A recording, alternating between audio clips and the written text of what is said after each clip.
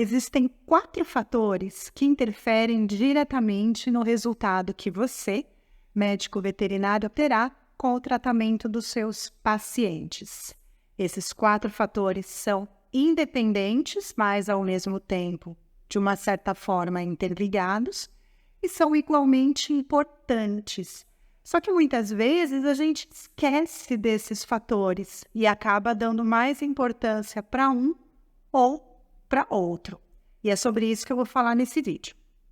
Então, o primeiro fator é o papel do tutor, da família, do dono, do responsável, como você preferir chamar. Quando a gente assume, traz um cão ou um gato para casa, a gente está, sim, assumindo a responsabilidade sobre a saúde e o bem-estar desse pet. Muita gente esquece disso, infelizmente. Ah, não, eu trouxe ele aqui, ele mora aqui em casa, mas é do meu filho. Ah, ele mora aqui em casa, mas é a vizinha que cuida. Ah, eu estou dando lar temporário. Não importa qual seja a condição com que esse pet more na sua casa. A responsabilidade é sua de ficar de olho se ele está com as condições básicas sendo supridas, se ele está confortável, se ele tem algum problema de saúde. Se por acaso você perceber isso, poder levá-lo ao veterinário ou notificar a pessoa que poderá levá-lo ao veterinário, seja numa clínica veterinária particular, num hospital escola, num hospital público, que hoje em dia a gente já tem alguns disponíveis. E esse fator é muito importante, porque além de levar o pet ou pontuar que alguém leve o pet até o atendimento veterinário, essa pessoa, essa família, esse responsável é aquele que terá que fazer o que for necessário em relação a levar o pet para um exame de laboratório, ou comprar a medicação que for fornecida, dar a medicação em casa nos horários corretos, pelo tempo correto, voltar no retorno, levar esse pet de volta no retorno quando isso for solicitado. Então, esse é o papel, falando em relação ao tratamento, do tutor, da família, do responsável, o primeiro fator que a gente não pode deixar de lado. O segundo fator é o papel do médico veterinário que vai atender esse cão ou esse gato. O médico veterinário, ele, como médico, como profissional da saúde, ele tem a sua responsabilidade em fazer o diagnóstico correto, escutar o histórico que esse cliente está trazendo para você, fazer as perguntas que você entenda que são importantes para, você chegar a um diagnóstico, solicitar exames complementares que você entenda que sejam necessários para que você possa ter um parâmetro do que está acontecendo com aquele pet e possa poder oferecer qual é o melhor tratamento. Se é um tratamento médico, se é um tratamento cirúrgico, qual que vai ser o melhor tratamento para esse pet. O papel do médico veterinário é receber esse pet, fazer o que ele achar que for necessário para chegar num diagnóstico e oferecer, sugerir, recomendar qual é o próximo passo. Quem vai dar esse próximo passo é o responsável, não é o veterinário. E por que eu estou falando isso? Porque muitas vezes o veterinário traz para si essa responsabilidade. Muitas vezes o veterinário perde o sono porque o cliente não fez o exame que deveria. Poxa vida, eu pedi para fazer a cirurgia, esse tumor está crescendo, esse pet vai sofrer. Ok, você fez a sua indicação, mas a sua responsabilidade neste momento parou aí. Quem vai fazer ou não o que você está recomendando é o responsável por aquele pet. E se aquele pet, infelizmente, piorar e falecer por uma negligência daquele responsável, a responsabilidade não é do veterinário.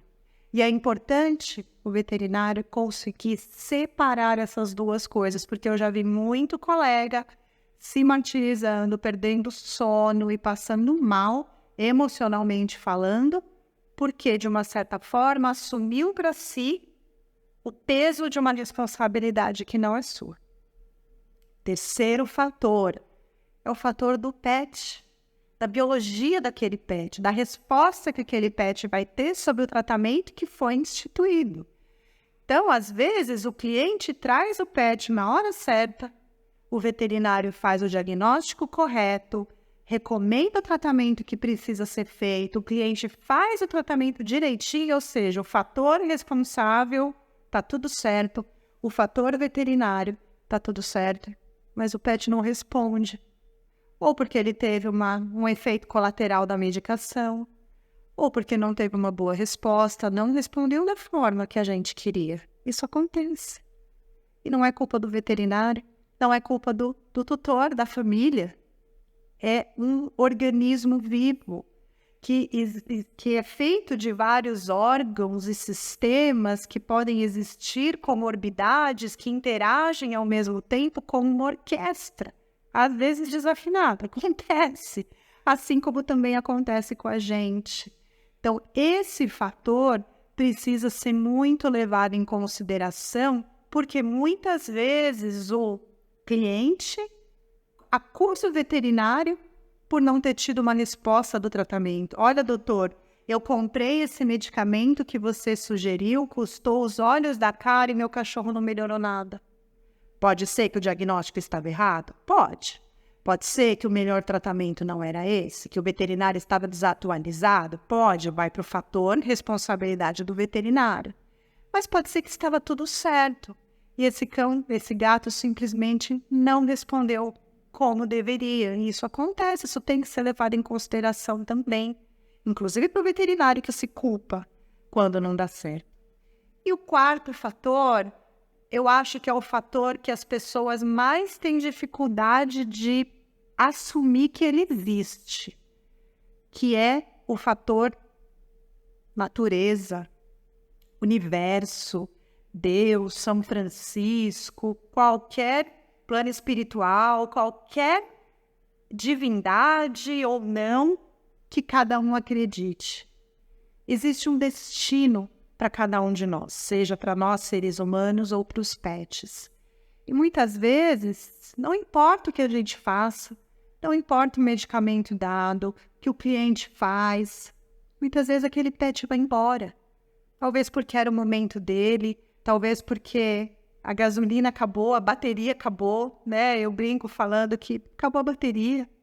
Eu tive um gato uma vez, já tive muitos gatos, mas esse é o que chamou mais atenção. Ele foi um gato de rua, então a gente não sabia exatamente a idade dele, mas a idade estimada dele quando ele faleceu era de 23 anos. Como é que você sabe que ele tinha essa idade? Bom, desde quando ele foi encontrado na rua até o momento do falecimento, haviam se passado 21 anos, e ele foi encontrado adulto. Então, considerava-se que ele tinha entre 1 e 2 anos de idade, era jovem, então, pelo menos 21 para 22 anos, por volta de 23 anos ele tinha. E se você me perguntar do que esse gato morreu, eu vou falar que acabou a bateria, acabou a pilha. A energia vital dele, a energia de vida dele acabou, porque ele não tinha nada. Ele não tinha doença renal, ele não tinha nenhum problema hormonal, não era diabético, não tinha câncer, ele não tinha nenhum problema de saúde. Simplesmente acabou a bateria. E isso às vezes acontece. E às vezes a família faz tudo direitinho, o veterinário faz tudo direitinho, o pet até responde ao tratamento, você fala, nossa, mas estava ele tão bem, ele melhorou tanto, por que que morreu? Porque Deus quis, porque foi o destino dele, porque São Francisco chamou, não importa como cada um perceba esse destino, mas eles têm um destino e a gente precisa respeitar isso também.